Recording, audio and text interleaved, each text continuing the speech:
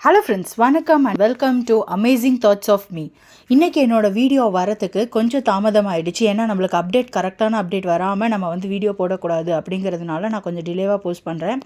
So இன்றைக்கி நம்மளுக்கு கிடைச்ச அப்டேட் படி பார்த்திங்கன்னா, அரோரா அவங்க இந்த வீட்டிலேருந்து எலிமினேட் ஆகியிருக்காங்க. அதுவும் இல்லாமல் நிறையா ஒரு தரமான சம்பவங்கள் இருப்பதாக செய்தி வருகிறது. அதில் என்னென்ன இருக்கும் அப்படின்னு பார்த்தீங்கன்னா, மேபி இப்போ அரோராவை டைரெக்டாக ஆன் பண்ண மாட்டாங்க. பட் இன்டைரக்டாக நீங்கள் அவங்கள எல்லா கேமராஸும் வாட்ச் பண்ணுது, ஸோ நீங்கள் ப்ராப்பராக நடந்துக்கணும் அப்படிங்கிற மாதிரி வார்னிங் கொடுத்துட்டு எவிக்ட் பண்ணியிருக்காங்க. அதுக்கப்புறமா எஃப்ஜே ஆதிரை அவங்களுக்கும் செம பட்டாசான வார்னிங் கிடச்சிருக்கு. துஷார் அவர் கிடைச்ச பதவியை கோட்டை விட்டுட்டார். அதை பற்றின கேள்விகளும் எழுப்பப்படும். அப்புறமா நம்மளோட கம்ருதீன் அவர்கிட்ட வார்னிங் கொடுப்பாங்களா, இல்லை சேனல் ப்ராடக்ட்டுங்கிறதுனால அப்படியே கொண்டு போயிடுவாங்களா அப்படிங்கிறது நம்ம வெயிட் பண்ணி தான் பார்க்கணும்.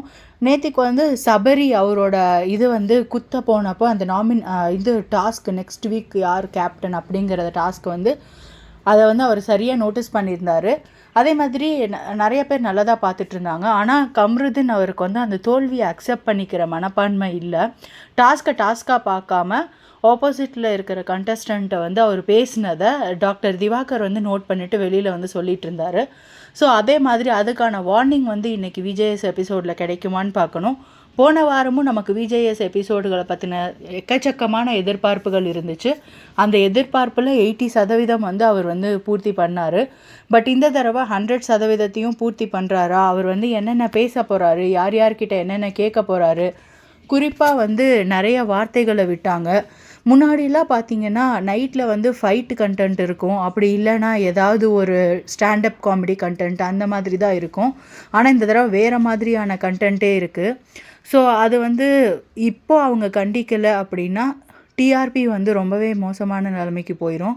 அதுவும் இல்லாமல் ஷோ பார்த்திங்கன்னா கொஞ்சம் அதோட பாத்துலேருந்து டைவர்ட் ஆகிற மாதிரி பரவலான ஒப்பீனியன்ஸ் வருது. பட் இதை மாற்றி பிக் பாஸ் டீம் பாசிட்டிவாக இந்த ஷோவை கொண்டு போகணும் அப்படின்னு கேட்டுக்கிறோம்.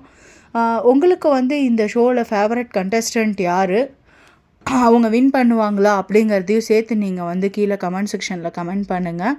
ஸோ அடுத்த வாரத்துக்கான தலைவர் யார் அப்படிங்கிற போட்டியில் சபரி, கம்ருதீன், அப்புறம் கனியக்கா 3 பேரும் பார்ட்டிசிபேட் பண்ணாங்க. இதில் கம்ருதீன் அவுட் ஆகிட்டார், சபரியும் அவுட் ஆகிட்டார். அடுத்ததான் கனியக்கா தான்.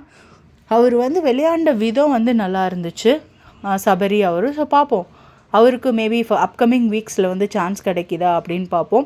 கானா வினோத் அவர் சைலண்ட்டாக நல்லா ப்ளே பண்ணிட்டு வர மாதிரி தெரியுது. அதாவது யாராவது நம்மளை அவர் நல்ல பேர் வாங்குறாரோ இல்லையோ கெட்ட பேர் வாங்கிடக்கூடாது அப்படிங்கிறதுல ரொம்பவே கான்ஷியஸாக இருக்கிற மாதிரி நம்மளுக்கு தெரியுது. நேற்றுக்கு ஒரு ஹோஸ்ட் சூப்பராகவே பண்ணாங்க. பிரவீன்ராஜ் அப்புறம் அப்சரா 2 பேருமே. அப்புறம் அப்சரா பார்த்திங்கன்னா கொஞ்சம் கண்டென்ட் கொடுக்காத மாதிரி இருக்குது. ஆனால் அவங்க ஒரு குட் சோல்.